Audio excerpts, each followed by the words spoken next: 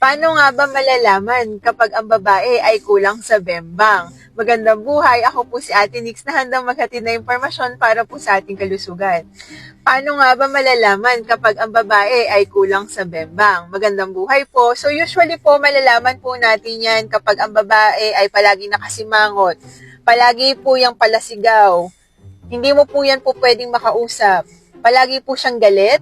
Palagi po siyang pagod.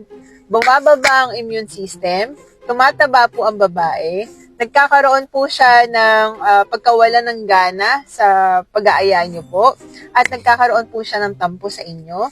Nagiging malungkot po sila at pwedeng magkaroon din po sila ng mga insecurities.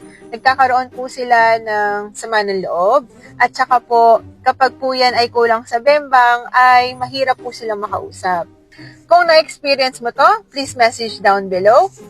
Ngayon, alam mo na kung bakit palaging mainit ang ulo.